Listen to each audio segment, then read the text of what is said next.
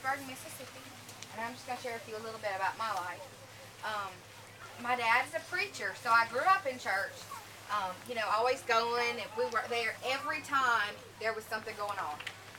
And you know, they had always told me that God loved me and that Jesus loved me and that um, He always wanted the best for me.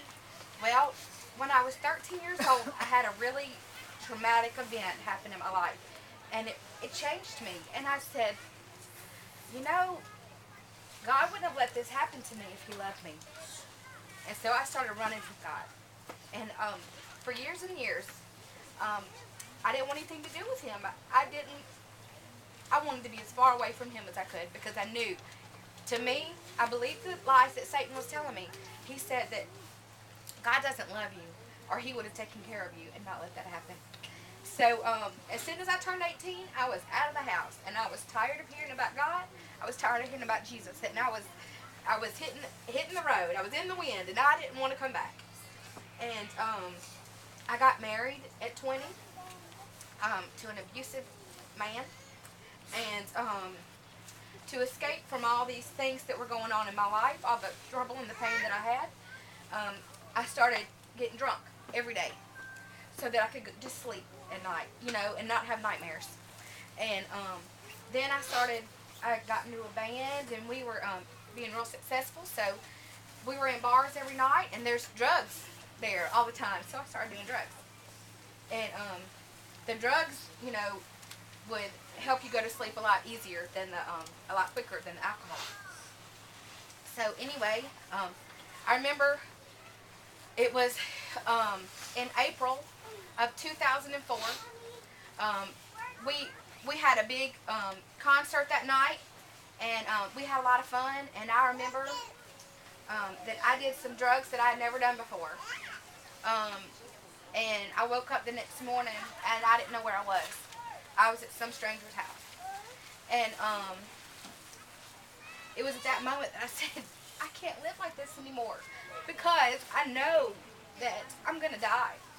And I don't know what's going to happen. I don't know if there's something beyond. And so there was a preacher that lived right close to my house there in Louisiana. And I went to his home. I busted down, knocking on his door in the afternoon on a Sunday afternoon. And he talked to me for a long time. And I went to church that night. I'm still wearing the same clothes that I was out partying in the night before at church.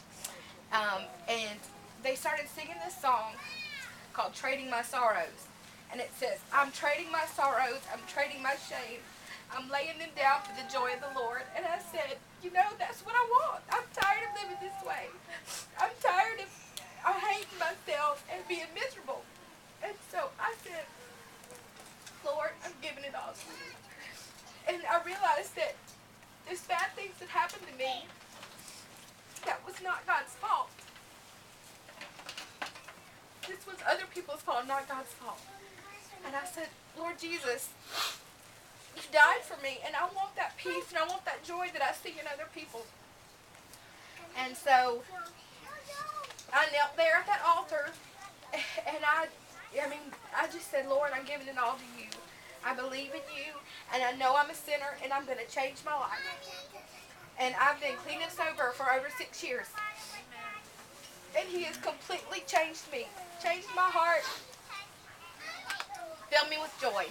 These are tears of joy, not tears of sadness, because He has completely overcome all of these fears and all of these doubts and all of these hurts that I have. And my life now has been such a blessing.